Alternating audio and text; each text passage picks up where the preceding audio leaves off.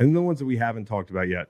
The two best games of the week, maybe. Mm-hmm. Yeah. Okay. The way the Niners match up with them, this is the first time they've seen all those guys. I think I really obviously we touched on the Hurts injury early on in the season, but this Lane and Fletcher Cox deal ain't good either.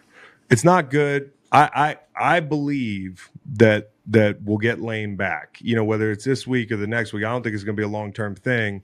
I don't know, what to think about Fletcher, right? But at the end of the day, my biggest concern about the Eagles is you're going to have to play them twice, okay?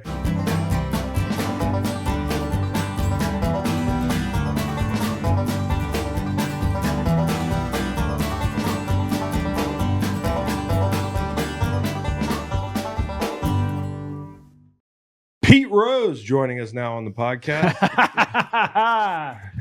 Nice lid, Steve. Steve's got a white hat. Thank you. Yeah, you're welcome. How Appreciate are you? it. I'm great. How are you guys? We're good. Better now that we've seen you. I might have a new enemy, and you guys might be right in line with me. What is it? The Virginia Tech fan base. Mm-hmm. Really? Losers. Wow, do they get mad if you pick against them? Holy cow. To their credit, you were wrong. Correct. Enjoy it. Yeah. But, oh, my world. They don't have a whole lot else going on, Steve. What time was that game? 4 o'clock? It was 3:30. It was over by 4. I was going to say, I didn't get any tweets till 4. It was over when they trotted me out there for a community service award at the end of the third quarter. Bro, it was over. It was over early. Yeah, it was ugly. And in fact, I just found out, Macon, what was the quote from one of our recruits that came to the Tech game? Yeah, we had a corner in town from Oscar Smith. He said, overall, UVA is not a bad school. I like it, and my coaches have history there. May God guide them in the long run. Is this the first recruit to ever pray for a school? I honestly, I don't know how far back you have to go to find another one, but this was not the day for us. And it wasn't the day for Virginia Cavaliers in general, the fans, the whole thing. I went to Dirty Nelly's afterwards, our spot. Steve Macon was there. He was in rare form. A Hokie stuffed animal ended up in a toilet. I don't know who did that. I don't either. People are pissing on the Hokie stuffed animal. Nobody's copped to it. I don't know if it was Reed. I don't know if it was Macon. I don't know if it was somebody at the bar. But it was a train wreck of a day. And another Commonwealth Cup goes to the Virginia Tech Hokies. But ultimately, who cares? Yeah, dude, exactly. Exactly. I cared a lot last week. I went and talked to the team and told them how much I cared, but I'm over it right now. Okay, for anybody listening who might see me at a bar and be like 0-4 or whatever you want to say to me if you're a Virginia Tech alum, I don't give a fuck. Okay? There's bigger fish to fry. Okay? Basketball season. It's basketball season. Yeah, we got the Texas Aggies in town tonight. So on the topic of Virginia football, and we're going to get into college football in a bit, we got a lot of pro football to talk about. I just want to point this fun fact out because I live in Bronco Mendenhall's old house. Okay? And Bronco Mendenhall was a really good football coach. He took us to the Orange Bowl. He took us to the Orange Bowl without internet at his house. We have no internet. We've had no internet the whole time we're living there. We're out in the sticks.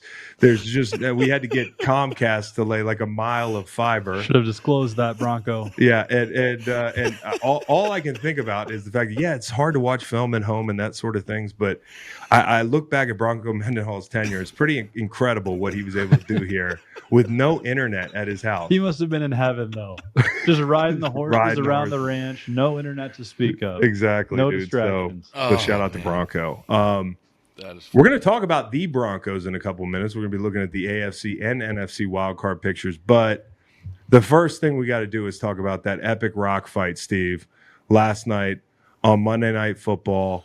Buddy, these primetime unders, it's free money.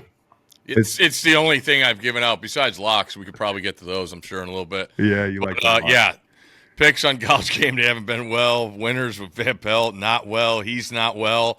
It's very quiet plane ride home. But the one thing I've been able to hit on our ESPN Bet show is every Monday that I'm on, I've just said give him the under. And then somebody told me it was 12-1 last night, 12 and I'm and like, 1 on Monday Night let's go Football. 13-1. And I think if you combine Sunday night and Monday night, it's something absurd. Last time I checked, it was over 70% prime time in general this year. So, like, insane click that this thing's hitting at, and we got on the under last night. Steve, I thread the needle. I teased both teams with the Cowboys. I saw that. I saw you post that. You must have been super bored over the holiday. No, I'm not bored. I'm just a heater. So everything I'm doing is working. Okay. All right, good. Yeah, everything is. Let's get hot. It's a good time to get hot. Another John Gannon parlay hit Sunday, Steve. I had a 6-leg parlay, needed overtime for 2 of the legs. I needed 1 more Slay tackle and 1 more DeAndre Swift carry. They took 8 plays on that fucking last drive to give him the ball. It was incredible. And then last night, it came down to Justin Fields over 34.5 longest completion. DJ Moore, the last pass he throws, dude. Just an absolute joy to be a guy with a Caesars app right now. Like the traders at Caesars, they know who I am. I'm not coming. I'm here. So let's talk about the Bears, man, because if you're coming out of this game as a Bears fan, I think despite the 12-10 score, you got to be pretty happy. No doubt. And we talked about it yesterday, pregame. I was locked into Lions-Bears the week before just because I wanted to see Fields. I wanted to see the Lions in a game they were supposed to win, and I was super impressed. I know Bears fans were bummed that they blew a double-digit lead. What was it, up 12 with 4 minutes left? But they competed, and I said last night, if Fields played like he did against Detroit, the Bears are going to win that game.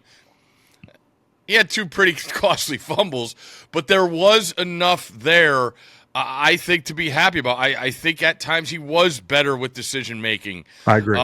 He obviously, has DJ Moore. He likes that. He's got Kmet. Run game seems a little shaky, but I love Roschon Johnson. Love them come out of Texas. And the defense has been awesome. Against the run, you got Flus calling the signals over there, not afraid at all. And somebody, I saw tweet it last night too. It's like, I'd love to see the market for Fields. And I'm sorry, there's still enough for me. I'm going to give that kid the benefit of the doubt because I've seen him do it. And that's the way I go. You look at those 2 picks. I get everybody's going to keep talking about it. As long as the Panthers keep losing, it's a fun thing to talk about, right? Because we got big names. We have the top guys you want at the quarterback position. But I look at some pieces you could get around there, and I'd take another shot with Fields. Dude, I really like Fields. I haven't been shy about saying that. I've tried to keep one foot on the bandwagon so I can jump off if I need to. But he showed me enough every time you get down to like his last chance, including coming off this injury, and I think very openly auditioning for the job. I thought they were conservative early, but he did everything they asked him to do. It was like, let's get the ball out to DJ Moore.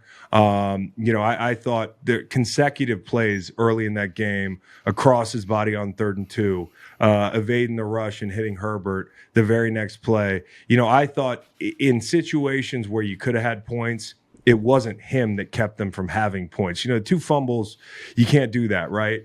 But I thought a lot of times, like a 2nd and 4 down in the red zone, they got like 1 or 2 guys out in a route. So these are situations where I thought he did a good job of burning the ball. Even that last drive, 2 sacks he could have took easily, found a way to get out of them, get rid of the ball, and then poised enough to deliver that strike to DJ Moore. I thought he showed a lot of really good stuff. They ran some read option out of pistol. You got some QB run on 3rd down. Like, you still see what's so tantalizing about him. And then he did all the things you asked him to do last night and didn't really put you in trouble throwing the football. The fumbles, you got to improve there. But listen, this is the thing that I'm most excited about with the Bears. I watched it last night. Defense obviously played well. But when I watched the All-22, every level of defense guys were making plays. And it started with Jalen Johnson, who was a guy who was asking for money. Well, that pick early in the game was fucking awesome, dude. It was a great play. They got a bunch of turnovers, and he caused another one on 4th and 3. He had a great break on a ball, could have been a pick 6.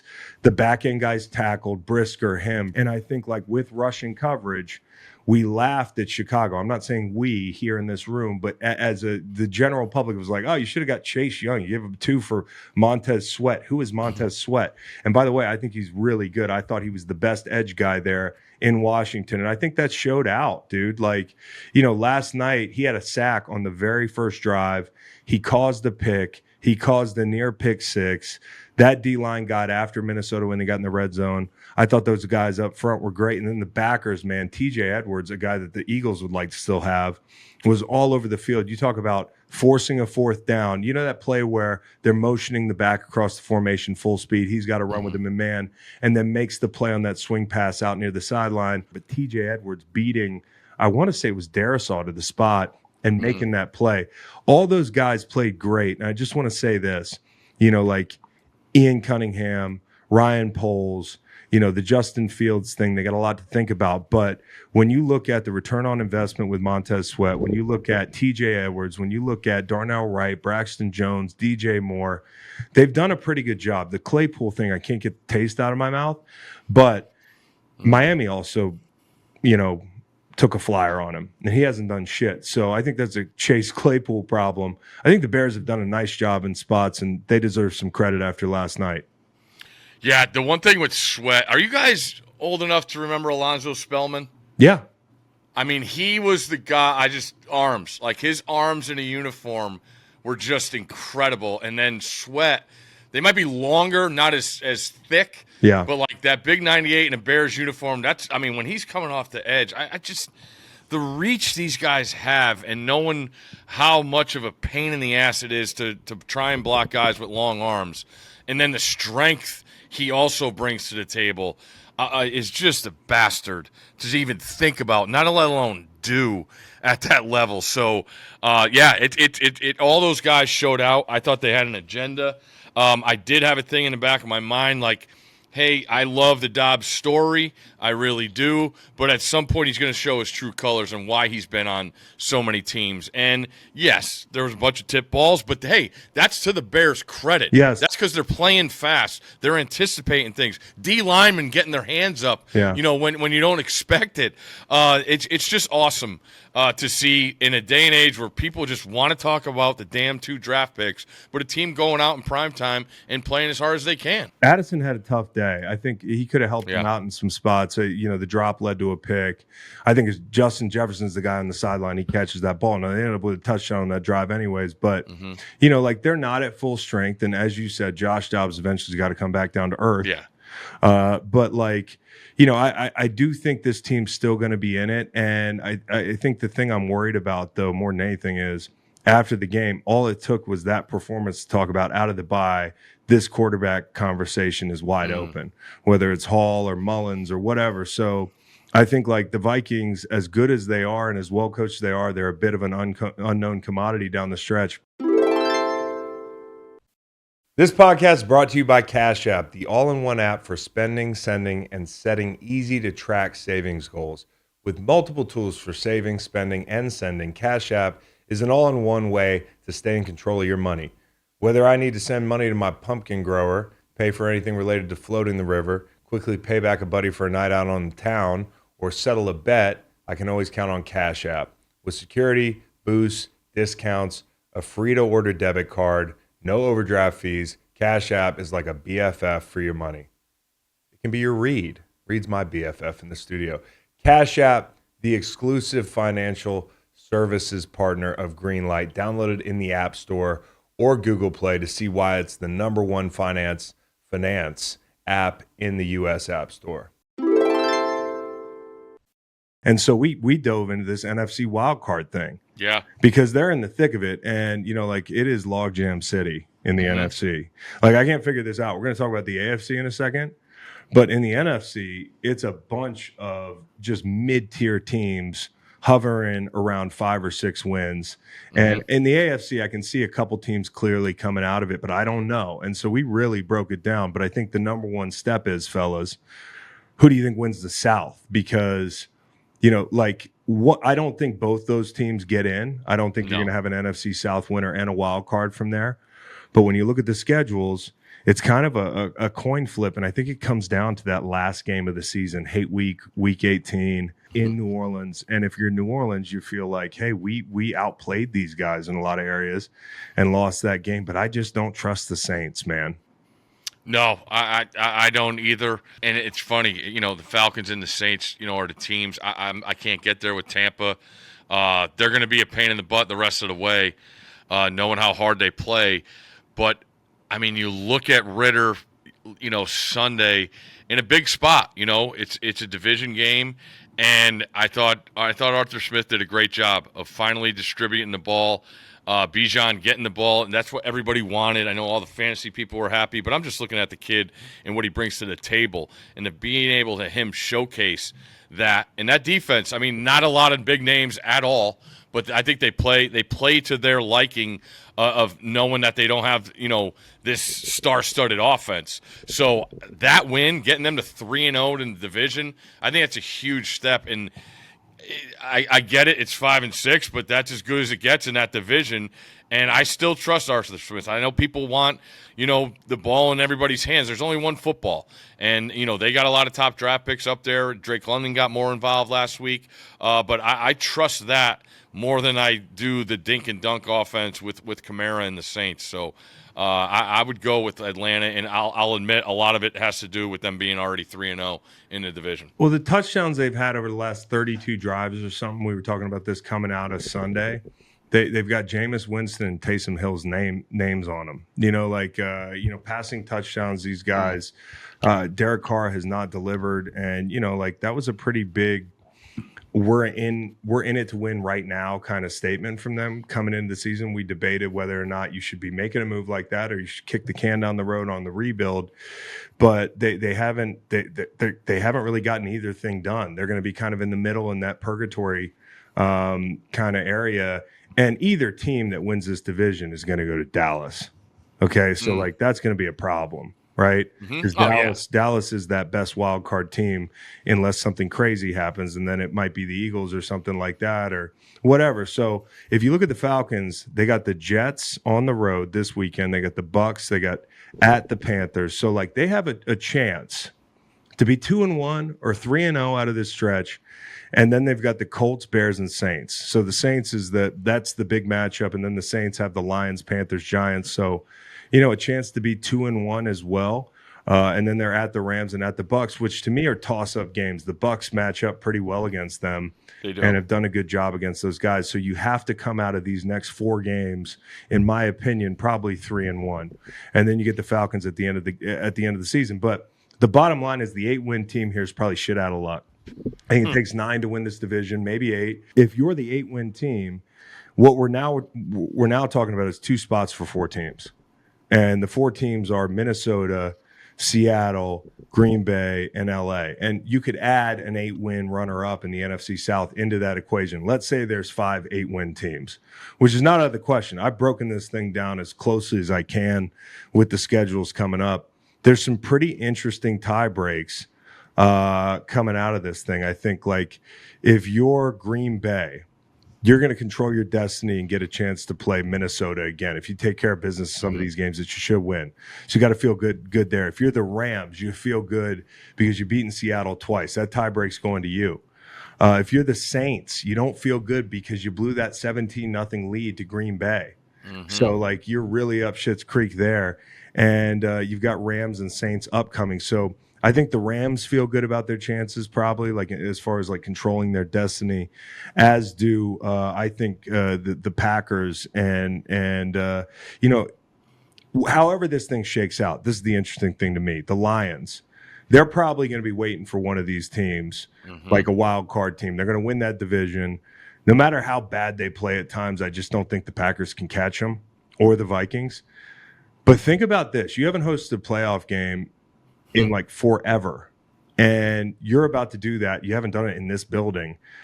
It could be Green Bay coming to town. They just beat you. It could be the Rams coming to town. Could you imagine if Matt Stafford and Sean McVay are coming to town and try to beat Jared Goff? How juicy that matchup would be and how scary that matchup would be for them. And then Minnesota, you'd have to play them 3 times in a month. Nobody wants to do that. Seattle, they're the team that's played you tough, team that's beaten you, scored a lot of points on you. How's the defense look right now? So whoever comes out of this, there is a chance that one of these teams wins the playoff game. I'm not saying they win 2. So if you look at it, which team do you like the most out of these four? Let's say Minnesota, Seattle, Green Bay, and the Rams. Two Seattle. of those teams have W2 next to their names, won their last two. Two teams have L2. And I like the two that are playing well. You got to play your best ball now between Thanksgiving and Christmas. It's Green Bay, it's LA. Steve's guy Kyron Williams came back, 140-some yards rushing, 60-some yards receiving with 2 touchdowns. That's a scary little offense with Stafford, Kyron, Puka, Cooper. Yeah. And Green Bay, I like the way the schedule breaks after this week, which is home KC, which could be tricky for KC. It's going to be, I mean, that's going to tell us a lot about Green Bay, right? Like we're starting to say, hey, Green Bay is a real football team. Jordan Love's looking better. This is going to be a tough test. And if you look at Green Bay, the thing you alluded to is the schedule breaks right. Like after this game, if they lose this game, they're going to be 5-7. But then they got at Giants, the Bucks, at Carolina, at the Vikings, and Chicago. So if you can get through this next 4 games with a 3-1 record, you just break it into chunks like that and you say, hey, if we can do that, we're going to be 8-7 with a chance at 2-0 to finish the season in division. Tough games, but teams we know and teams with either a quarterback problem or a team that may not be trying to win a game in Chicago. So Green Bay, it breaks nicely for them. And then the Rams, I think the big thing is they got Cleveland and Baltimore coming up. This weekend's game is enormous for the Rams because if you lose this game, you got 5 wins. You're trying to get to 9 wins to feel really good, right? So you need to win 4 more games after Cleveland if you lose that game. You're at Baltimore. Washington's a toss-up for me. New Orleans, I probably lean LA, but it's a toss-up. You're at the Giants. That's a win. And then you're at San Francisco. Which may be a win with San Francisco not playing for anything. And I don't know. Like, we'll see how that shakes out. They might not play for anything, absolutely, but they could also knock the Rams out of the playoffs. You know? Like, there's something to playing your guys for a little bit. I know that Brandon Staley got in some hot water for that, but I also think it's just Brandon Staley. So, you know, Mike Williams gets hurt. He could get hurt any week.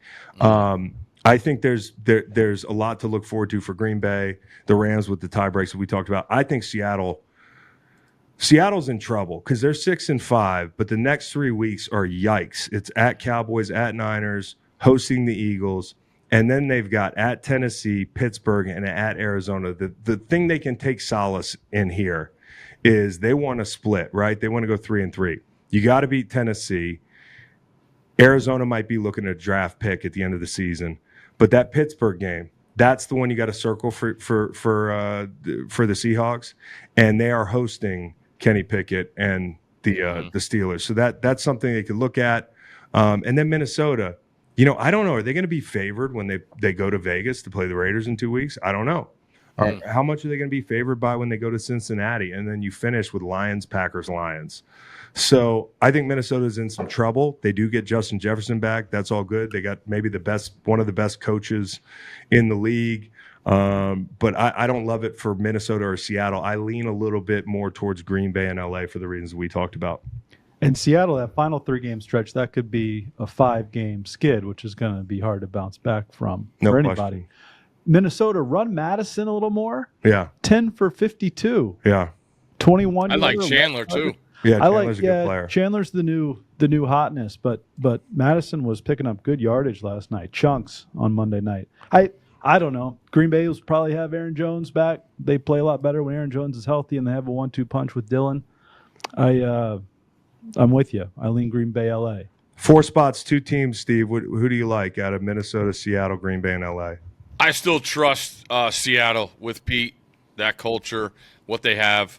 I knew Geno wasn't going to be as good as he was last year, but there's still room for the taking. They're always good for one of these upsets on the road. They already did it at Detroit earlier this year. That when you look back, that's how the heck did you touched on it? How the heck did that happen? My issue with the Rams is that offense is so brittle to me. When you look at Stafford, you look at Kupp, you look at Puka. It just even Kyron. I love all those guys. I make sure I watch the Rams every week just because I love what McVay brings to the table.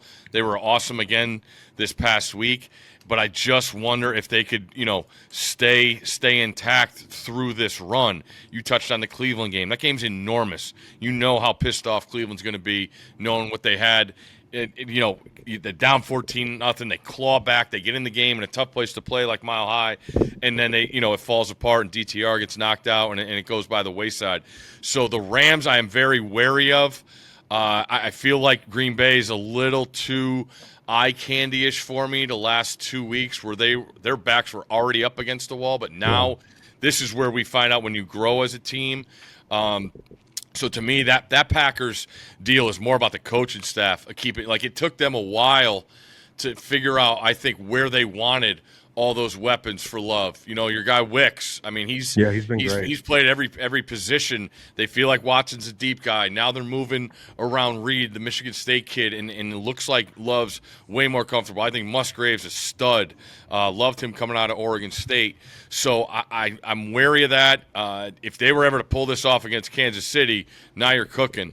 But I still trust Seattle, and I guess I would go the Rams, but I'm wary. So I would go with the two NFC West teams out of that right now. I don't feel great about it, but I mean that's where we are. Like, guys, are you guys fans of all these teams making the playoffs? No, listen. I'm never going to turn down more football, but there was a time I think when like Sam Howell 1.0, Sam Howell 2.0 is Sam Howell, 1.0 is Taylor Heineke. When Heineke was going toe-to-toe with Brady at the end of that first Super Wildcard weekend, and I'm like, man, I don't need all this football. Like, I would be so much more into this if it wasn't the fifth fucking game of the day. But I do think it's good for the game. It's more games. It's more guys that get to cash in at the end of the season and say, hey, we were a playoff team. As a guy that never went to the playoffs before I escaped St. Louis for 8 years, like I don't wish that on anybody. So I want guys to feel what that feels like.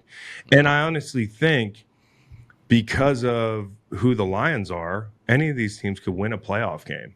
And so I like whether you like Green Bay or LA or Seattle or even Minnesota, they all pose problems if they get in for 1 week. And so that's fun. It's good for the fans and the whole thing. Looking at the AFC, I think it's a little more clear cut because really we're looking at 3 spots. If I had to call it, I think Houston and Pittsburgh have to get in. If they don't get in, if either of these teams don't get in, it's a big disappointment. And especially Houston. We've made a big deal about Houston. I really like Houston. I think they could actually get in the playoffs and make some noise, right? But they've got DTR, Levis twice, Sleepy Tim Boyle, and Gardner Minshew on the schedule the rest of the way. So CJ Stroud, he is him. I agree. But if you want to be him with a capital H, you got to take these guys to the playoffs against this slate of teams you're going to play. And this Denver game's big. It's big for Houston. It's big for Denver because Denver could be in this thing. They're 6-5 right now. They have the easiest schedule left of all these guys that are stacked up in the AFC with 6 or 7 wins. They go to Houston, to the Chargers, to Detroit. That's tough, right? But then they finish with New England, LA at home, and Vegas at home. And they have a tiebreaker over Cleveland, which was enormous. So, I actually think the third team very well could be Denver. So if you're looking at Pittsburgh, it's the same thing. They're 7-4. There is a scenario where they could win the division. Okay? I'm not saying it's the most likely thing in the world, but Baltimore's schedule is no cakewalk. And then you've got Pittsburgh with Arizona, New England, at Indy, who now, and they're in the conversation, but they just lost Jonathan Taylor. They're laying a point on the road against the Titans. Look out. Pittsburgh has Arizona, New England, at Indy, Cincinnati, at Seattle, and then at Baltimore. There is a chance that they could be 5-0 out of this stretch going into Baltimore. It's a small chance. They could be 4-1. I think that's relatively likely. And then they go to Baltimore, and they could play for the division. And they have the tiebreak over Baltimore, right? So they could end up with the same record. They could sweep them in division. I know Steelers fans are like, this sounds like a fever dream, but it could happen. And I have not jumped off this bandwagon what we saw from the offense this weekend makes me feel better about it. They are 7-4. So I like Houston and Pittsburgh getting it for sure. As for the third team, what do you guys think? You got the Bills, you got the Colts, you got Cleveland, and you got Denver. I think you said it. This week is huge. If Denver can get this game in Houston, I trust Sean Payton. I mean, they've won 1, 2, 3, 4, 5 games in a row. Chargers, it was a bad pick by Steve to lay 3.5 with Baltimore against LA. He got bailed out. He got lucky. Baltimore is different without Mark Andrews. Just to note this, New Orleans missed kind of an easy field goal to get you the cover. Oh, that would have pushed? Yeah. I noted that. My guy in New England, the kicker, missed kind of an easy field goal to send that game to overtime where I would have been no question in play for a win. I don't know. Give me God's team. I trending in the right direction, and they're on a mission. Dude, look at their schedule. Even if they split, they end up with 9 wins and they have tie breaks. If they beat Houston, that's a big tie break. Cleveland, for me, that's tough, right? I mean, it really is, because you might have lost Myles Garrett. You have quarterback issues. You do have the tie break over Indy, and that's what makes me think with, the Jonathan Taylor issue. And it's just a tall task. You want to win with Gardner Minshew down the stretch. It sounds good. Even with the schedule, it's going to be tough. I think Cleveland, and then don't forget about Buffalo. Like, Buffalo's 6-6, but it's not out of the question that they do this. And I don't mean to peddle hope to the hopeless, but like, you've got Kansas City and Dallas. You're 6-6. You really have to get 10 wins, right, to feel really good about this. So you need to find 4 wins in the next 5 games. Now, the way they played, the last 3 games at the Chargers, the Pats at home, and at the Fins, I could see them sweeping those games. Like, I really like their matchup with Miami. I think with everything on the line, it's like, fuck it, throw it out the window. So what they need to do is they need to split the next 2. If they can split the next 2, they could go to the playoffs. I feel really good about that. But at that point, then it comes down to tie breaks and that sort of thing, and you got to watch other teams. So, and they do not own the tiebreak over Denver, which is a big yikes. Yep. Big yikes losing that game. Losing to the Pats, losing to Denver. Like, you look back at this season, they might miss playoffs because of situations like those. The fact that they lost to New England is still just that. I know the Denver one was prime time. I mean, I was there on the field for all those shenanigans, but still, the New England game sticks out to me.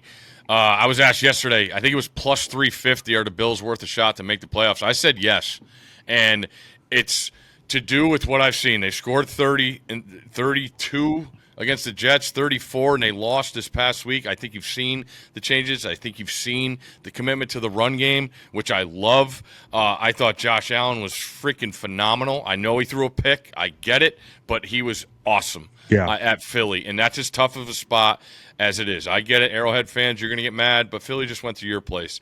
And going to Philly on that spot, knowing the pressure, he was as good as he's been all year. So with that capability on the offensive side with Buffalo, and I get it, they keep losing guys on defense, and it's not getting easier. I coincide that with the teams that are in front of them. You touched on it. The Colts, the Browns, even the Steelers. Those guys haven't been through this whole thing and done it, whereas the Bills have had their backs against the wall and have responded in the past before. So I think the Bills are worth a shot there. The Texans are fascinating to me because look at those teams that they got to play. They are all pain in the asses on defense. Yeah. When you look at what they got, I mean, I absolutely by the way, I love what Denver's bringing to the table because they're just saying, all right, the rules, fine. Well, I don't care. We're going to come out and intimidate your ass. I mean, the hits that they're taking, I know it's the wrong thing. It's dirty in some ways. I love it. It's refreshing to me to see that there's an instigator on the field, and I think that team's thriving off of it. I really do. That secondary takes nothing from nobody, but I think they need that to create an edge, and you've seen it with the way they've played. But you look at the Texans, Broncos, at Jets, at Titans. That's a pain in the ass. The Browns probably going to still be in it by then. Garrett should be healthy by then. Then you got the Titans again. I worry how that young of a nucleus battles in a first-time coaching staff. So I would side Buffalo's worth a shot, and I do trust Denver. I think Russ has been way better with the football. I think the coaching's paid off, and you saw a buy-in there. Probably not all the way Sean Payton wants, because no one ever can make him that happy. But those are the two that stick out to me because of the other flaws of the other team, most importantly. Lot to sort out. We are down the home stretch where everything means a lot. And, this slate Sunday, not to be a slate complainer. As the week's going on, I like it a little bit more. We'll talk about that during the locks. A lot of bye teams. But there's a lot of buys. And, there's a lot of games that aren't real exciting on the surface, but they all have playoff implications. Not all of them, but a lot of them. I mean, Carolina, I think, plays Tampa Bay. So, they can't all be something. The NFL can't nail it every Sunday. But here's an interesting one. We were talking about the MVP race. Matt had like 5 stat lines for 5 quarterbacks who are in the conversation, and there were no names attached to them. And I got to tell you guys, I sat there guessing who each player was. Now, he included rushing stats and that sort of thing. I was like, well, 2 guys with a lot of picks. That's Josh Allen. That's Tua. The guy with a bunch of rushing yards. That's Lamar Jackson. And honestly, the most shocking thing was the best stat line, if you're just looking at it and not attaching a face or a name to it, was Dak Prescott. Yeah. And so we all looked at each other and were like, nah, that can't be. Like, we can't give an MVP to Dak. And I don't know why that is. I think it's probably because we just don't think he's as good as the other guys, which is kind of unfair because to say production business, he's producing at a high level. I'm actually not as down on Dak as some people are. Like, some people will never give him credit. I actually think he's a pretty good player. I don't think he's a blue chip guy. Agreed. But he's in that class of guys below there that can win you ball games and win you playoff games. Now he's got to go prove it, right? Which hasn't been like kind of his calling card.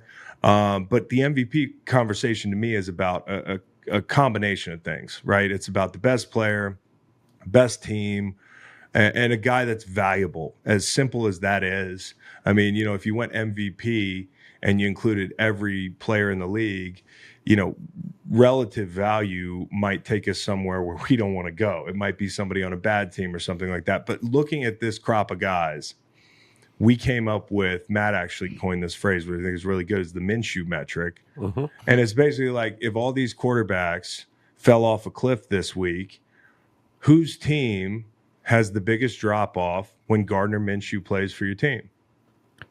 Kansas City. I agree. And that's why Baltimore. I think and Baltimore. We talked about Baltimore too. To me, it's Kansas City or Baltimore. So to me, these 2 guys, especially if you look down the stretch at Mahomes' schedule, and I think he finishes with a flurry. Like, if there was a time to buy him low, it's been the last couple weeks, somewhere between the Denver game and the last loss. Baltimore with Lamar, I think he's been tremendous passing the football this year. I think that offense has looked a lot better. And what they did Sunday night is they adjusted. It looked totally different, but again, they looked dangerous. The points weren't that high. But the question is, like, does that answer the whole problem?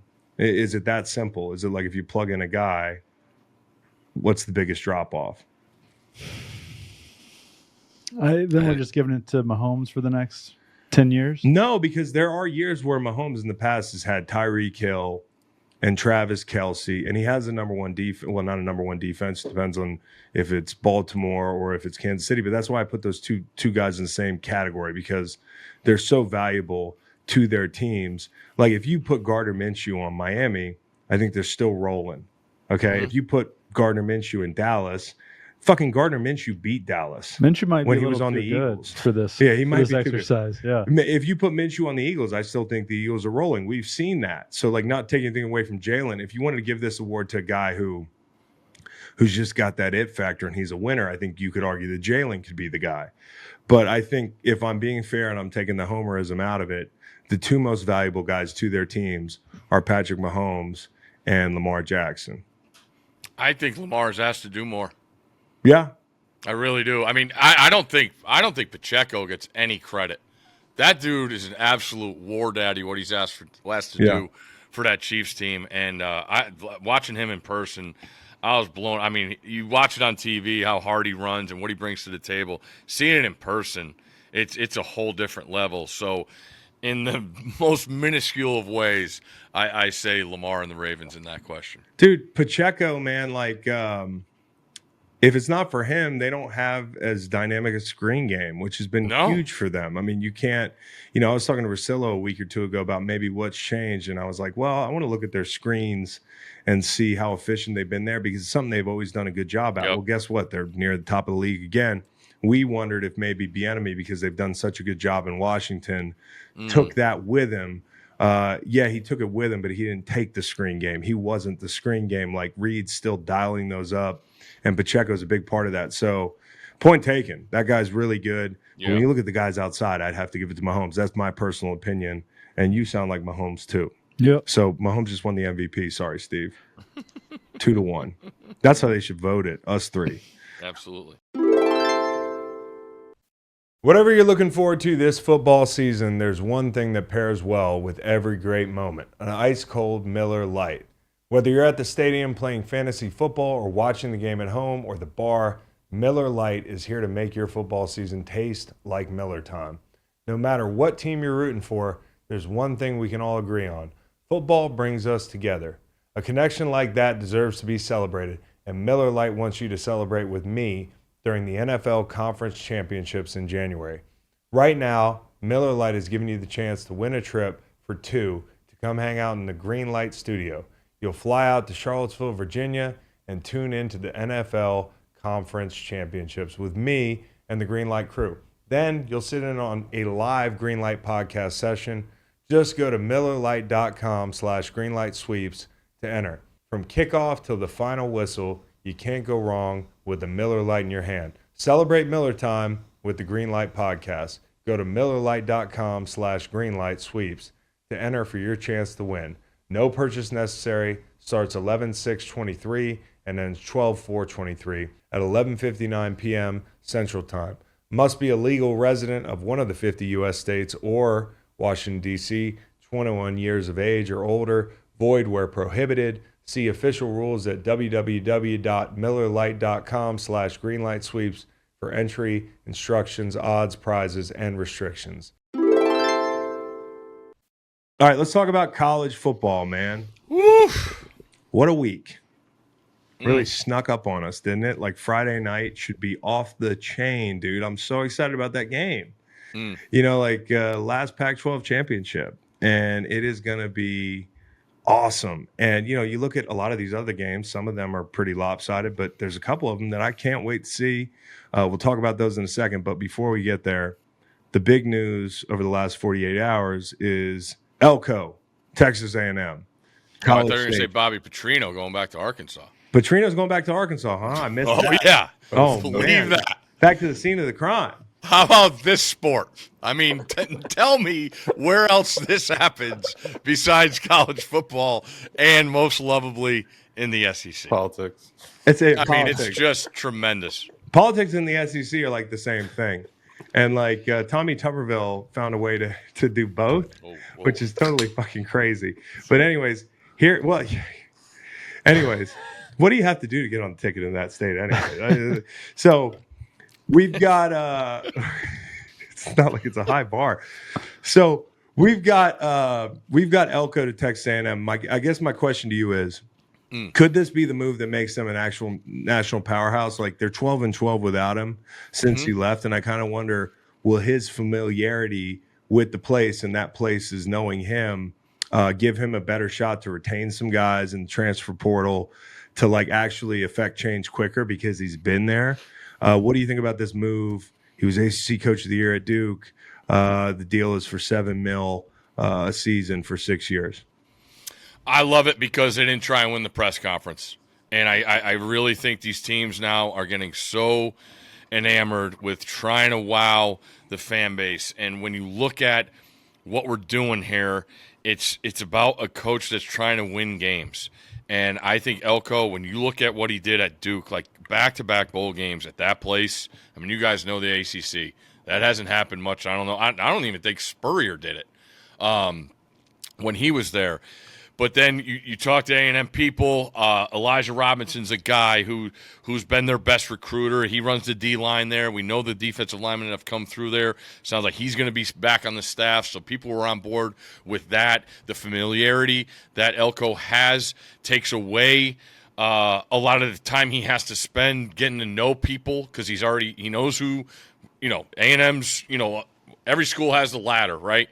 The ladder of alums, right, that the things go, they run up the ladder. Okay, you good. Let's bring up to the top rung. All right, yeah, we're good. He knows all those people. So instead of having to spend time there and going out to dinners and brown nosing people and he's already done it. Yeah, he's done it. So get that thing recruiting and get in the portal and figure out that roster and assess things that way. So I like it. I really do. Yeah, it just feels like a school that should be. I don't know as much about college football as you, Steve, and not you, Macon, either. But like, it seems like a team that should be in the conversation for the playoff on a regular basis. And where am I missing the point? The problem is, I think it's the fourth best job in their division. Yeah, I mean, I guess so. Number one being Georgia or Bama, and then what's the third? I'm not one? even LSU? counting Georgia. I'm saying in the division. Oh, in the division. Yeah. Yeah. Okay. I think Alabama, LSU, and Auburn are better jobs. You think Auburn's a better job? I do. That oil money doesn't sway you? No, because I'm not the biggest brand there. That's and now that biggest brand's coming into the state. Yeah, no, that's or into the league, I should say. I mean, I don't know. They should. I think they should. The pros that they put out, like no doubt, like quiet as kept, I'd stack them up against almost anybody. And as far as quality is concerned, and they sell that place out, it's fucking loud. Mm-hmm. It is the SEC, and you mentioned the quality of life at some of the other places and the resources, but I think they should have a shot at a playoff over the next 5-10 years. I mean, like, no doubt, tons of talent. Elko went to UPenn, smart cookie, coached under Dave Clawson for 12 years. Dave Clawson's a great coach. Steve, what do you think about Mark Stoops, that name being leaked, and then the board of whatever letting it play out on the message boards and blowback leading to a nod of Mark Stoops? I talked about that ladder with A&M, how you run it up and you check in at every level. I don't think it made it all the way up. Didn't get past. Pretty low run. Just talking to people, like it finally, like it got through, say maybe the message board people, but it didn't get up to the people that really matter to make the decisions, and that's what I take away from this, and that's the way it sounds to me. So they have like a higher ladder than other places that I don't know about. Maybe there's more steps on the ladder. Okay. A lot of fake soldiers. Yeah. They they don't actually go do the war. Yeah. Mark Stoops, there were reports that. But if you get your ass kicked at College Station at some point, I won't find myself. But if the show College becomes like Station. a traveling show, and I make you an offer you can't refuse, and we got to go to like Texas A&M. I'm not. They know they're not real. Yeah. They just have the outfits. Yeah. Okay. Mark Stoops told people in Lexington. It's a pre-enactment. They're pre-enactors. You know how there's reenactors? They're pre-enactors. Texas A&M. I've been there multiple times. I've had a great time every time. He's sucking up in case we have to. No, I'm not. I'm sure it's great. Here's the thing. People can't, you talk to people in the sport, and then, you talk to your insiders, your writers, the guys that cover the sport that have been all these places. Everyone just brings up Texas A&M has the resources. Yeah. And that's what's so frustrating. No matter what it is, they'll get it. They have it. I mean, what they did with that stadium in the Manziel era of 2 years is just insane. I don't think that would happen anywhere else. And they've struck out. And I go back to Jimbo and the quarterback situation, and he struck out. Look at the number of quarterbacks he tried. He had play, and it just went through the wayside. And that's, in this day and age, in the portal era, if you don't have one of those, man, you're in trouble. Resources, they're paying $7 million to a guy who just got beat by 3-9 Virginia. Yeah, I know, that's true. Those are some resources. That's true. I mean, listen. I mean, this is a sweet deal for Yeah, the they guy. got that one in there, huh? It's a sweet, Well, yeah. okay, he's a come on.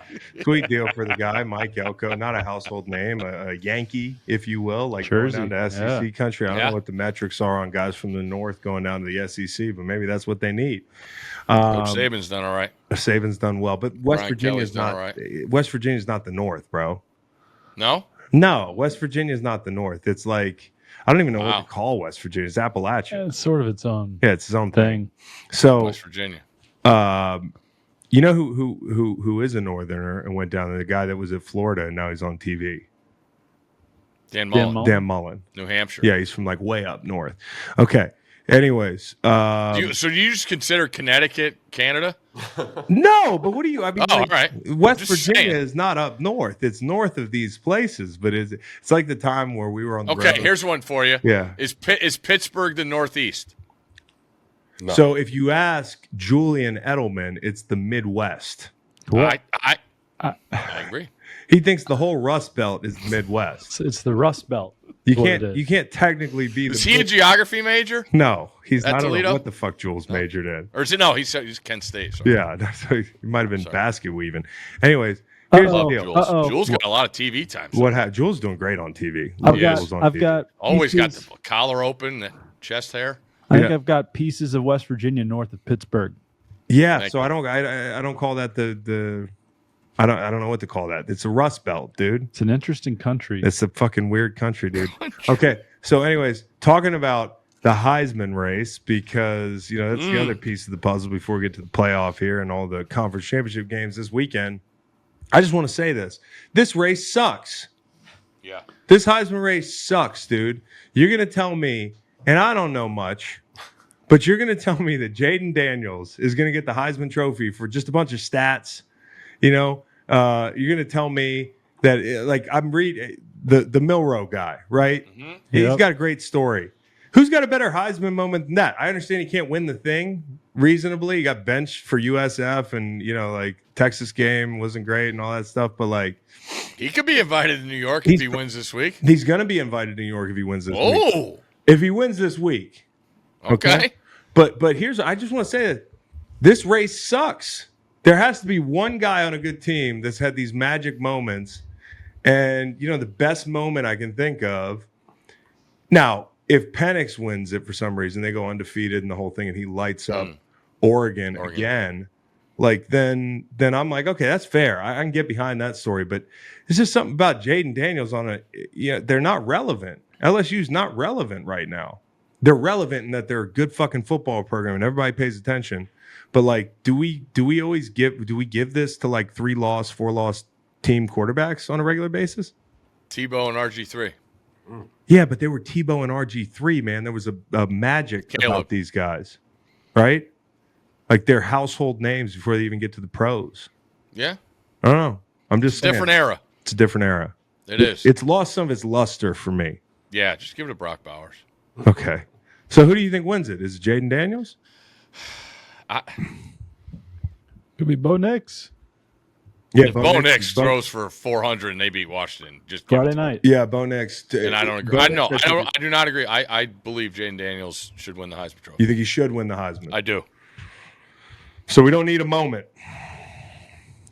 He's got more 50-plus yard plays, and there's plenty of moments there. Yeah, but none of them are actually important, Steve. So the Milrow play. Now you got my attention.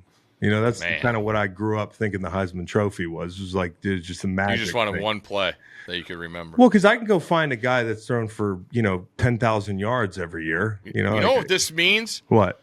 Greenlight Pod needs a Heisman vote. We do need a Heisman vote. You need a Heisman vote. Isn't that what we tried to do with all the awards on the show? That's yeah, not basically. going well. Yeah. Speaking of the awards, that's coming up soon. You guys got to give an award. Let's talk about this. I want to start with this. Okay. Go around the room here and tell me, Steve and Macon, who you want to see in the playoff, your ideal playoff, and then we'll talk through what has to happen for that to happen. Iowa. They got to score more than 0.5 first half points. That's their team total in the first half. Did I read that right? That's right. 6. What'd you have? Their team total is 0.5 in the first half. Yeah, it's 6.5 for the game. It's incredible. I'm hammering that. Like that might be Under? the most fun Both? bet. This is gonna be the most fun bet in the world. It's just like any play it could happen. Any Defense too. play. Defense too, dude. A short field. We're in it halfway every there. snap of the game. We got a chance. Dude, it's incredible. So, in all seriousness, you want Iowa to win. Who doesn't want Iowa to win? That'd be No, fun as shit. I don't. kidding. Okay. I want Iowa to win. Washington, Texas, Georgia, Tulane is 11-1, but I'll go Michigan. Washington, Texas, Georgia, Michigan. My exact sentiments. Nice. Macon. Look at I just that. think that's a really nice, like, these are some of the classic Power 5 teams, that have rich histories. And I honestly think those 4 teams aren't that far apart. Like Georgia's going to be favorites, as we talked about, in almost any game. I don't know what happens in the Michigan game if they play in the championship, but You wouldn't rather see Oregon? They would be way more competitive. you think? I'm Vegas would put them as a smaller dog. I just take it as like I want one Cinderella to root for, and Penix is the perfect Cinderella because of all the injuries, because of where he's been. The Indiana thing. It feels like he's been in college for 10 years. To cap an undefeated season with a run in the playoffs would be incredible. Oregon, they're very good. Can they beat Georgia? Can they beat Michigan? Is that what Yes. Washington and you think so? Oregon? I think Oregon has a better chance to beat those teams than Washington. By how many points? Like, you know what I'm saying? How many points is Washington Oregon's a catching? 10-point favorite against Washington Friday. Okay, all right. So you add it up. You think Washington might be like 2 touchdown dogs in any of those games? Yeah, they might. To Georgia, yeah.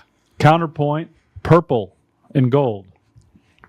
Oh, It would look sick. It actually would look sick. And then you get but so would Oregon. So let's talk about this. We start with the Pac-12 championship, the penultimate. Is that the right word? Penix ultimate. no, the it's Penix not. is not. It's the ultimate. It's the ultimate. What's the penultimate? Second to to last. last. What the fuck is that word for? Oh, for lots of things. Really? Useful. Yeah. That's a stupid word. Reminds me of the Heisman Trophy. It's stupid this year. It's a stupid word, stupid fucking Heisman Trophy race. Penultimate. The ultimate Pac-12. There's a real word. The ultimate Pac-12 championship sponsored by Tostitos or some shit. Let's talk about this game. Oregon, Washington. Yeah, that's the one. Well, let me know. There's no one after. Let me that. know It's the if ultimate you one. talk to a person that likes Washington in this game to win. Do you like them to cover? I think I'm going to have to take him because no one's taking him. So why did they beat them? Because Oregon went for 2-4. They decided to go for 4th down before the half, where they kicked the field goal, and they went for the win and on a 4th down to not give Washington the ball back, and they didn't get it. Sounded like a good ball game to me. It was an awesome game. Looked like a good ball game to me. Unbelievable game. So all I'm saying is you just never know. But you think the biggest advantage is where for Oregon?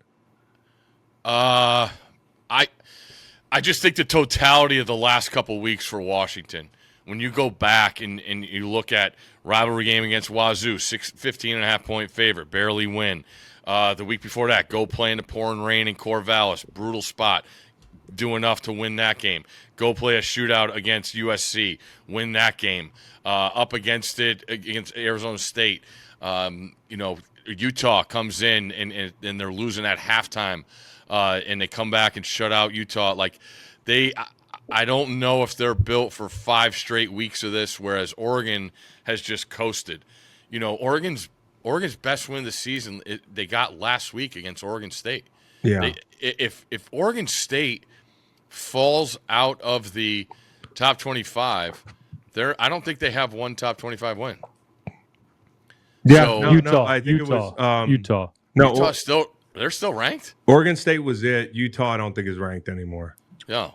Utah 13th at the time. Are they 13th At when the they? time, But at so the was time, Oregon at the State. time. No, I'm talking about now with the rankings coming out. Because that's how they do it. They look at current, and so for instance. Well, we'll get to that in a second. But I think the interesting part here is if Bama wins, Oregon's shit out of luck. So, I mean, you're going to have the biggest Georgia fans in the world if they get that win Friday. We're avoiding the elephant in the room of Florida State. You ACC guys, do you see the face of the committee, Boo Corrigan, NC State AD, Yeah. telling ACC world and the country and the world that an undefeated Florida State team is left out of the playoff. Well, they're going to lose. Okay. No. They're going to lose, Steve. I was thinking the same thing. You think that too? I am. Yeah. Yeah, I think they're going to lose. I think Florida State's going to lose. You got a backup quarterback. Even with a backup, they have had some good wins. LSU. It's a great win at Florida. Like, that's the other thing, too. They're not getting enough credit. For the Florida win. Yes. That's a brutal place. That place was primed, ready to go.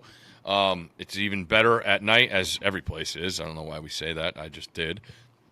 But when you look at what they're stacked up against in Brom, who I think the world of as a play caller, and now all the pressure's off of them after they lose to Kentucky because of turnovers, they're going to get the whole bag. And Florida State's got all the pressure on them because no matter what they say or want to do, they got to win this game. And now I think it's down to 2.5. I think that's it's a lot to ask for, knowing the stakes. So if there's an underdog out there, I know it's 2.5, but I think Louisville's pretty live. I like Louisville. I'm going to bet them money line. How about our ACC weekend. insider with the wool hat on? Yeah. What do you think? He's staying out of this whole conversation. The quarterback didn't look so hot against Florida. Yeah. And I think the quarterback they had before was fucking special. Yep. Oh, no doubt. I'd love to see him back and healthy at some point. And that guy, I've just had it stuck in my head. I forget who they played a year ago, and I watched that whole thing. I think it was Florida, maybe. Yeah. That game, it was at night. It was last year, and I was just like, this guy might be one of the best quarterbacks in football, like, period. And so that's a big loss, losing a guy like that. And kudos to them what's awesome about this game is you got, I think, 2 of the best 5 play callers in the sport. Yeah. So Norvell does a great job of playing to his strengths, and Louisville's going to bring more of the table on the defensive side than Florida is. So is that Florida coach cool? Napier? I love him. I don't know Awesome. anything about him, but I just seemed like he'd be a good hang. And him and Norvell were hanging out way too long before the game, before rivalry matchup. They had the camera on them. They were just yucking it up, buddy. But I don't blame them because they both seem like fucking cool guys. Same haircut. Same haircut. Okay, so we know where we lean as a group in the ACC championship, and in that case, that opens the door for a number of things, right? It opens the door for Ohio State, for Texas, and obviously Bama as conference champions. You guys good with Georgia not making it if they lose? I'm going to leave this to you guys. No, I don't think they're getting in. If they lose, they're not getting in. I don't believe it. Well, because I do feel like this year, and they've been dominant, but like as a casual, it doesn't feel like they've had a vice grip on college football the way that like they had in the past or Bama had in the past. It's just a sense I get, and so if you lose this game, it's hard to just slide them in like, say, a Bama that loses a conference championship in like 2014 or something. And then who's the fourth? Michigan, Oregon, Bama, Texas. I want to see Texas in. I think it'd be cool. Steve likes the big fellows. I think that's a reason that they can win that matchup against Oklahoma State. Oklahoma State likes to run the ball, right? Those guys are tough as shit up front, and I think that matchup bodes really well for them. If we could get Georgia, Oregon, and Michigan, Texas, that's big boy stuff. Yeah, man. That's cool too. I'll take that on too. the same day, January 1st, on the greatest day in the whole calendar year. You think so? I know so. It's got my a birthday. fucking hangover, and you go watch two touchdown first round games in the college football playoff. It's my which should birthday, have 8 so teams, it's the not best. 4. Okay, it's the best. Huh? It's my birthday. It's the best. Oh, it is your birthday. Sorry. Yeah. How old will we turn this year, Steve? I'll text you. Okay. Wow. Steve. Oh, right, the whole algae crumpler. He doesn't have a forgot. bio, does he? Like at ESPN, you can't like look up somebody's bio to see how old they are. Yeah. So like you could keep that a mystery if you wanted. And once again, he's a big fan of Duke, Notre Dame, and his first name is Stanford. Yeah. I don't like Notre Dame. Notre Dame is not my favorite sport in anything. Okay. All right, so let's talk about betting these games. We like. I think we all like Texas, but that's a lot of points. So where do you lean, Steve? Yeah, I lean towards the dog. Yeah, I like the dog there too. Georgia, Bama. Dive into this one, Steve. What paint me a picture. I like what Alabama brings to the table because of the strength of their defense. The last 2 years with Bryce Young, they did not have this kind of difference makers on the defensive side. And when you look at Georgia, they don't have all their name guys on the defensive front are on the Eagles. Yeah. So when you look at what Bama could do with setting the edge and Milroe getting outside and running that stretch zone, Missouri did a good job of it against Georgia. That worries me because I think with Georgia's big play capability, and I've said it, for a couple weeks now, and after seeing them in person for sure, Georgia's offense is better than their defense for the first time in a while. And when you look at the ability and capability of Bama on the back end, now if they get in a shootout, they're going to be in trouble because Georgia wants it that way. But I think Alabama could slow things down. I really can. And then Milroe has continued to get better. And I was talking to my guy, Cole Kubelik, like, which secondary would you take? I said Bama. He says Georgia. He knows that conference better than me, so I trust him. But when I watch it, I love the personnel. Georgia probably has higher draft picks, but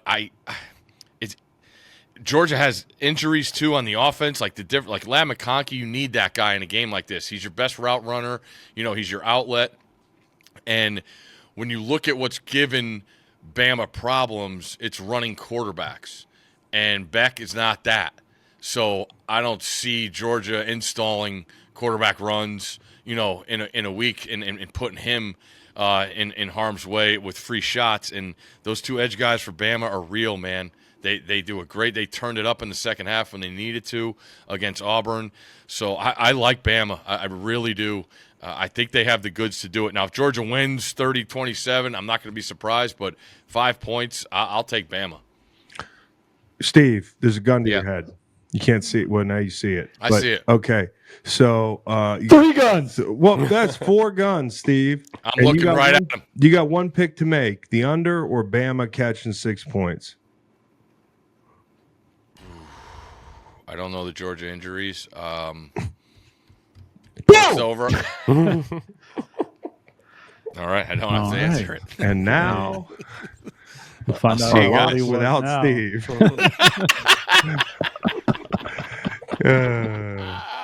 We just killed the leader. Bama plus the points. Contest. Bama. If you want to edit it. No. So you like Bama. Okay. I do. So Bama catching 6.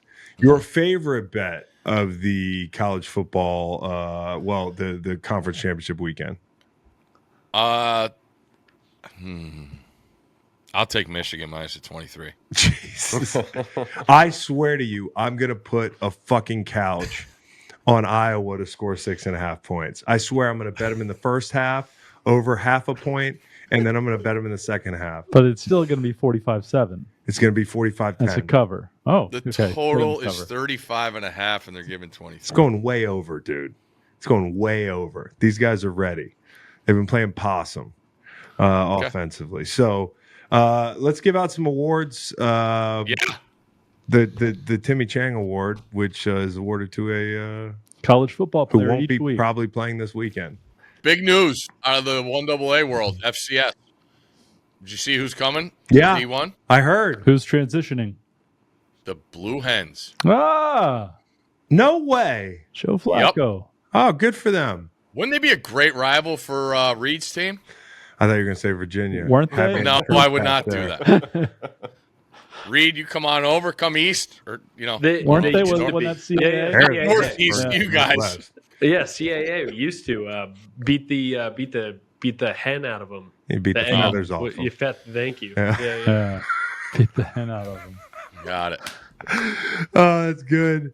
Hey, man, good job, Delaware. And we almost saw Flacco last week. If he just had a fucking uniform on, we might have seen Flacco in that game. Will we see Flacco this weekend? No, haven't heard about it. There's no chance we see Flacco this year. Is there a chance, Nolan, you think? I don't think so. Nolan just got his hands in the air. He's like, fuck it. What does it matter? Fucking Browns. No, but All right. we love the Blue Hens. Delaware tight end Braden Brose. Brose? Brose. Braden From Brose. Irwin, PA. Blue Hens were down to Lafayette 28-13 at half. Braden, 2 touchdowns in the second half, led the big comeback. Braden Bros, monster matchup, Chris. Delaware goes out to Missoula this week to face your Grizz. No way. That's going to be huge. Grizz are real this year, too. too. Have we started? What is that, round of 32, 16? Yeah, I think, what do they get, a couple buys? If there's a AA play, now, I want to go to Missoula to watch a game. I've never done it. I'm in Montana every summer. Like, I'm in Missoula all the time, but I've never gone to see the Grizz play. That's number one on my bucket list probably for AA venues. No offense, JMU. Maybe I can catch one of your day games and then head out west because of the time change. I can get there on time for one of those big night games in Missoula. But, like, where would I want to go watch a game? Missoula. Is there even a close second? What's the indoor one?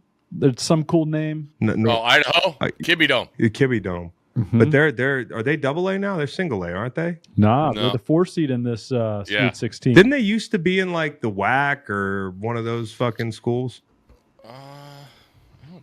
Maybe. Yeah, I don't know. It's weird. I think you're right. They got relegated. Okay. So, anyways, that's enough on the AA. I don't know if it is because Braden Bros is majoring in human services.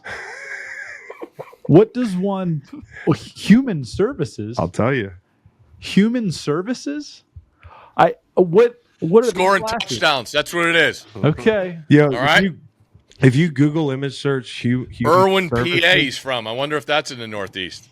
What I'm figuring out is that people that major in human services basically shake people's hands and write notes with people on couches. There's no job description for somebody that comes out of school with a human services degree. Human services. Anyways. All right.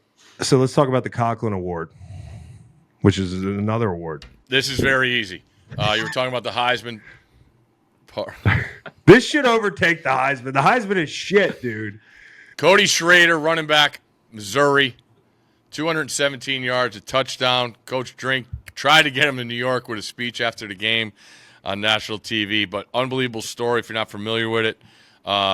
Division II kid and transferred up, has an unbelievable year. I talked about that stretch zone that Georgia had trouble with Missouri. That's because of him. Schrader running the ball. Phenomenal game. Missouri wins 10 games this year. No one had that, not even Coach Drink. Give me Cody Schrader, Conklin Award winner. That should be a Heisman winner. Yeah, no, honestly, think about it. If they did the Heisman for the NFL this year, the way they're doing it for the college football Heisman this year, which is basically, oh, this guy's got some stats, we'd be looking at Sam Howell and Tua. That's what you're telling me, dude. I'm done with this Heisman Trophy. They only gave me one vote in 2000 and whatever it was. Fuck me, Heisman Trophy. Isaiah Simmons Award. The Heisman Trophy statue should be a guy looking at his phone at his stats, because that's what that fucking award is now devolved into. You know? I need a moment, guys. I need a Heisman moment. Heisman House. When Jaden Daniels goes to the Heisman House, they're going to be like, I don't remember anything you did. He's like, hold on, let me pull up all these box scores. What the fuck are we doing? See, this is good stuff. Do you know Joe Theismann? His name used to be Joe Theismann. Yes. This is what it's come to. The guy changed it. At one point, the award was prestigious enough to change your name to rhyme with the award. Change your legal fucking name. And now it's just a guy that's running up a bunch of stats. He didn't win it. That's the ultimate twist of the knife.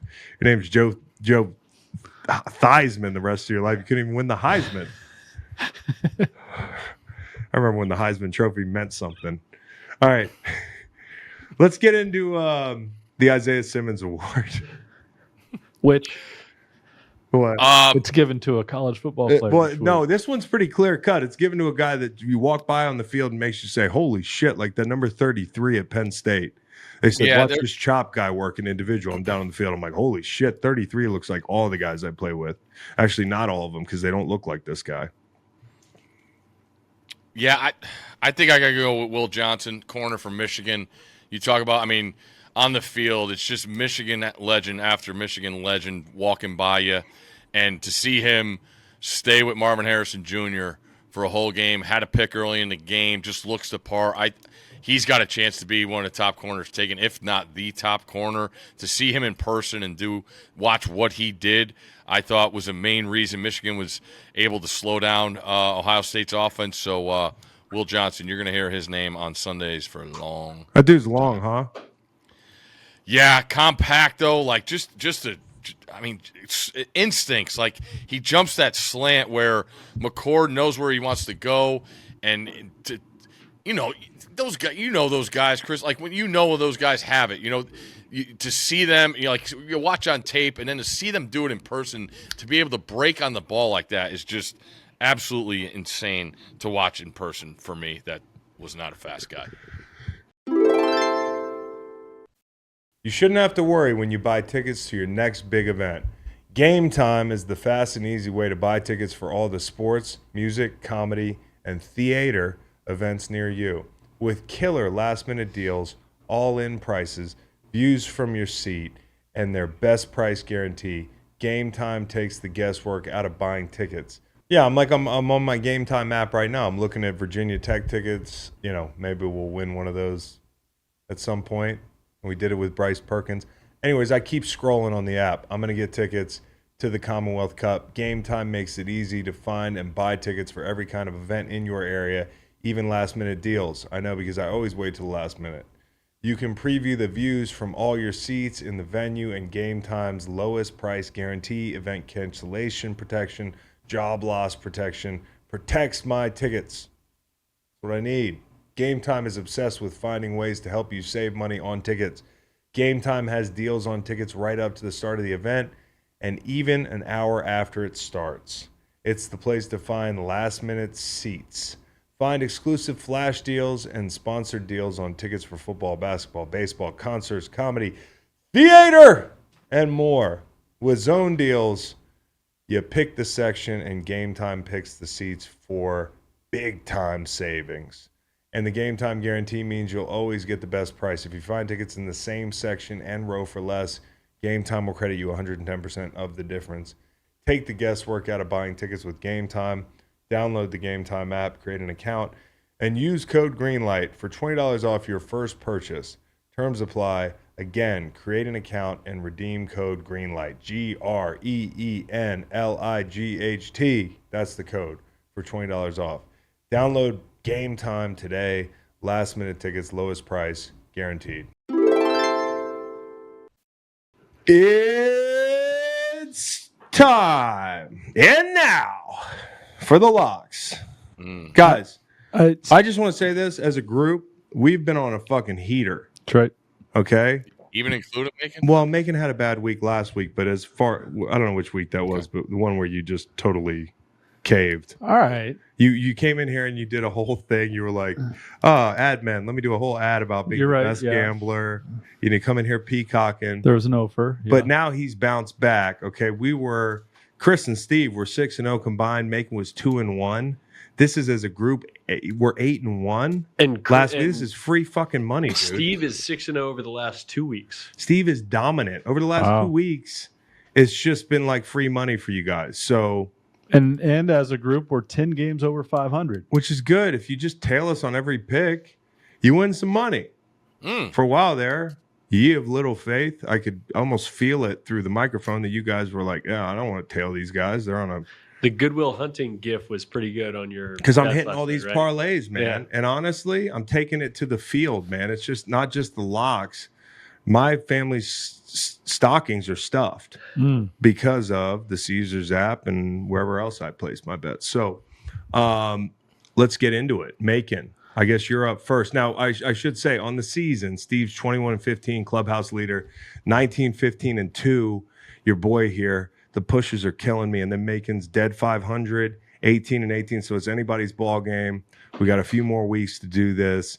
I think at some point we should do a double XP week, but I'm going to leave that up to the leader because I don't want to be the guy that's like calling for this thing every year and you say it's not, I'm just doing it because I'm not winning. I can win outright. Okay, just for the record. Oh, gosh. Is it Christmas week? Yeah, maybe. I'll start by saying Steve is between 44 and 49 years old. Okay. That is Okay. John Lynch. I've done really on this New Year's. Yeah, John Lynch. Wow. Wow, I only Nice. Yeah, okay. Make a pick. You got in my head earlier. By just saying we have the locks today and you not being prepared. Detroit Lions -4. I did get in your head, didn't I? Yeah. This thing opened at perfect, Steve. Perfect. I walked in here, waged a little mental warfare. You did. Okay.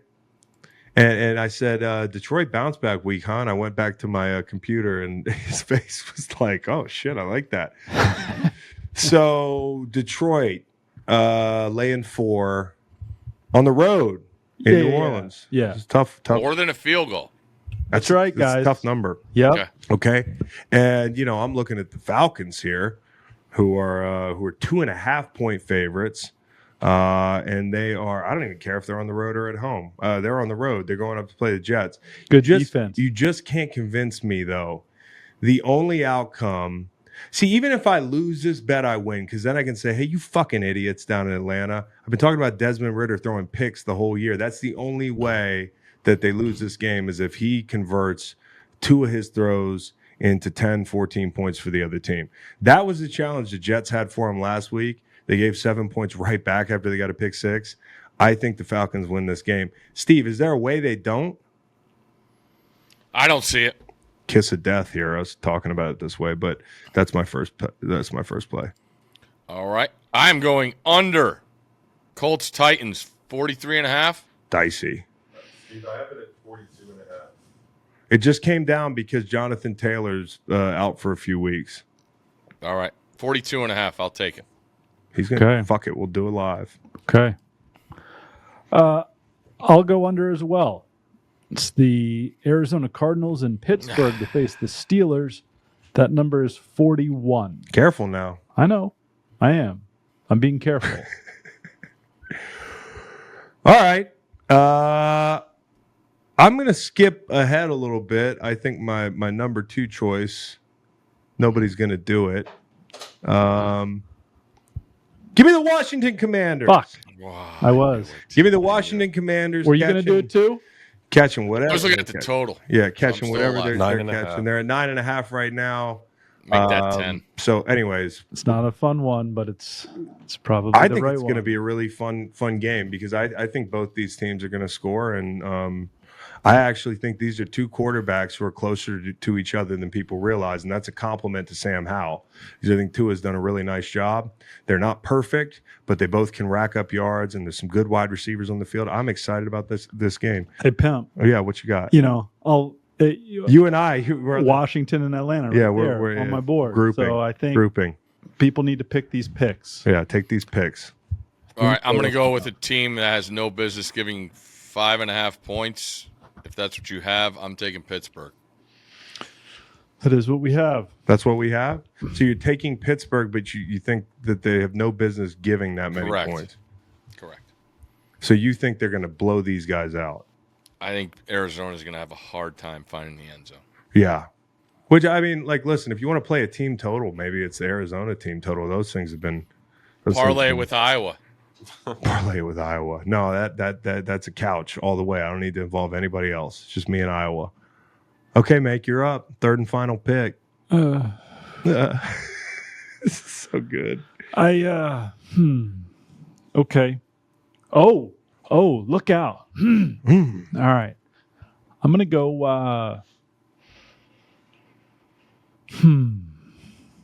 watching these games and watching these teams struggle to score points. Yeah. I can see why the overs aren't coming through as much Mm-hmm. because it's 3-0 Mm-hmm. and then it's 6-0 Mm-hmm. and then it's 7-6. Mm-hmm. What's your pick? I don't have a pick. He's filibustering. I don't have a pick. Okay, I'll make a pick. Do you want me to make a pick? Sure. I'll make a pick.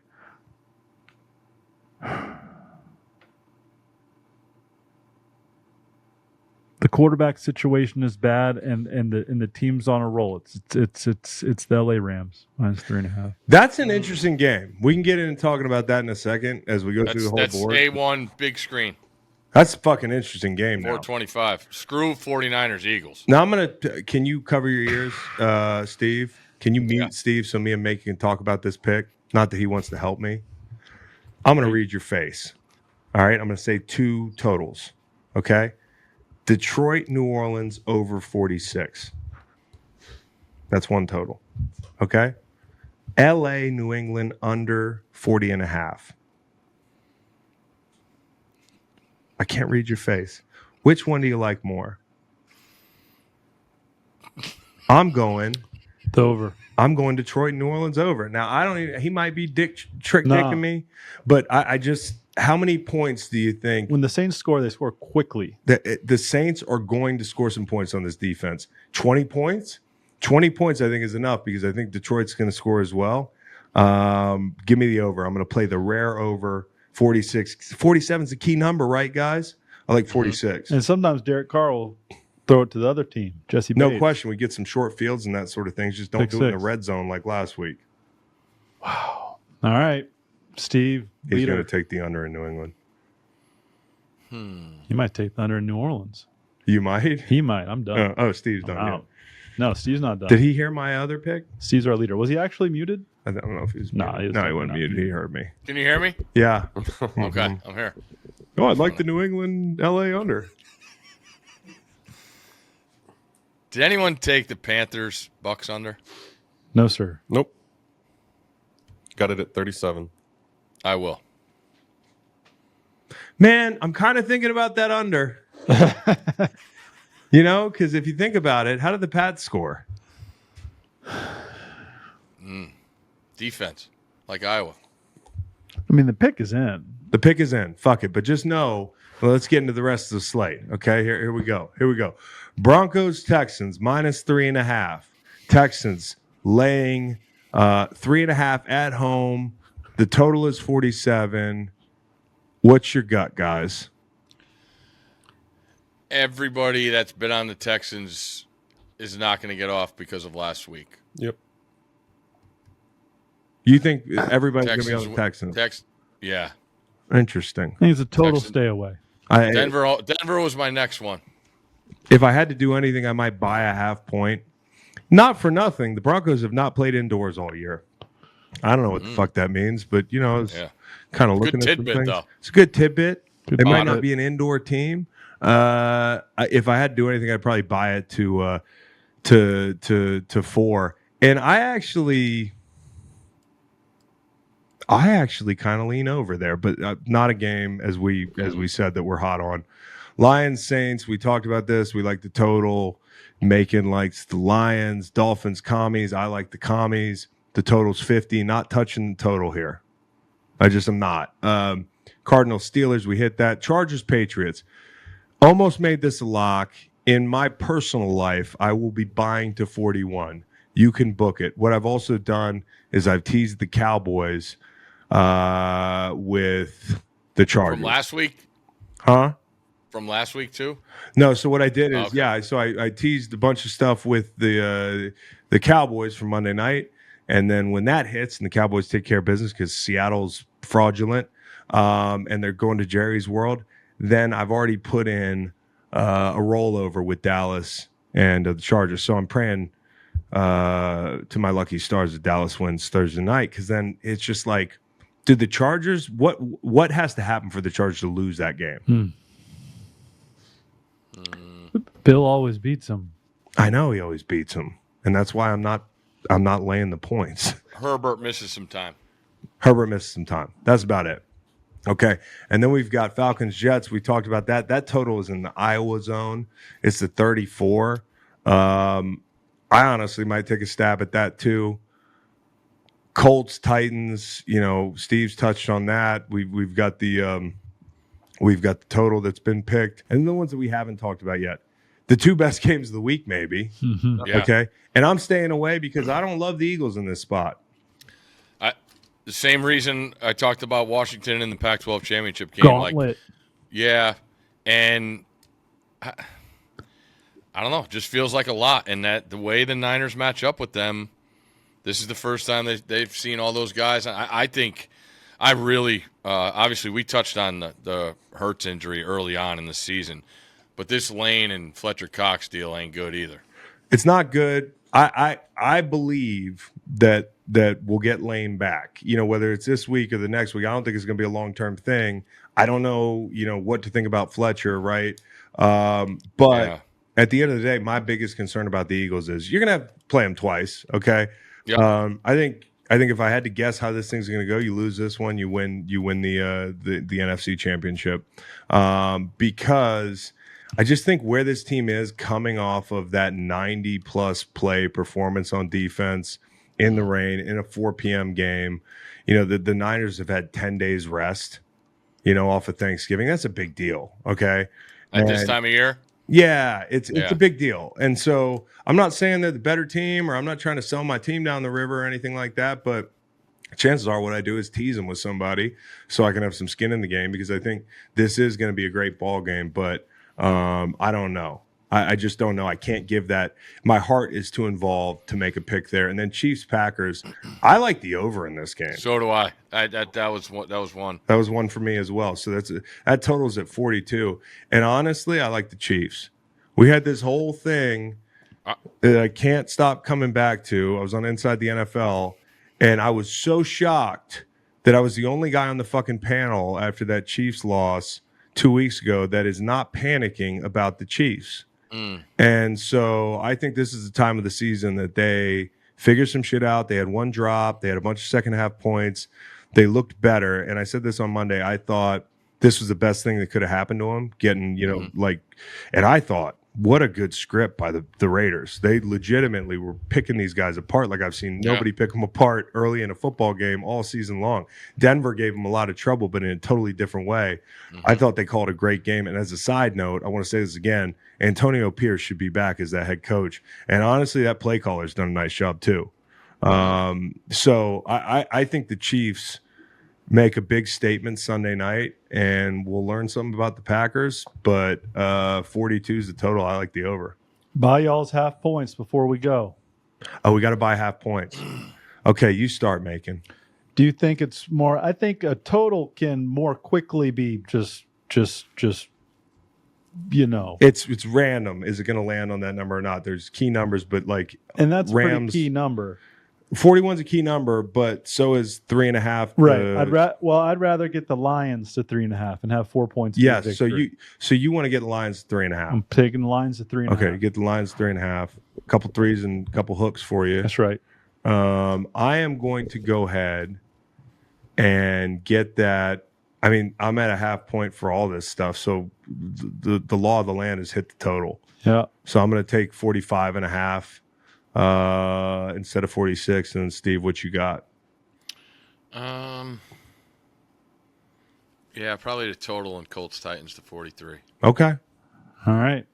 Now again, my teaser of the week is I'm the tease god, bro. I've been threading multiple needles. If it weren't for Zay Flowers being all excited to do his fucking bouquet thing, I'd have fucking thread the needle on Sunday night too. I had 2 teasers out. Both teams, the whole thing. All you're doing when you thread the needle is saying this game's not going to be a blowout. Take the Cowboys, tease them with the Chargers. All right, put my reputation on it. I know I put the Chargers on the DNB list a couple weeks ago, but I'm over Dave that Matthews rant I had on. Dave Matthews Band? DNB? No, the Do Not Bet DNB. Oh, it's different than Dave Matthews Band. It's Do Not Bet. Careful, dude. That's a big fan base. No, I know. It includes big yeah. And big boy. Matt's sister works for Dave himself. Yeah. So, anyways, I've been in her box. Okay. Oh, no. Sweet. Well, they're sweet. Yeah, for sure. Yeah. I'm gonna make sure she hears that. I'm sure she'll love it. All right, Steve. Time for you to go bet on your own baseball team and get kept out of the Hall of Fame. Have a good day. Have a good day. Love you. Shout out to the branch. Love you guys. Shout out to the branch, boy. Peace. Get them. Take care, Steve. Happy hunt. Love you guys. Love you. Love you, Steve.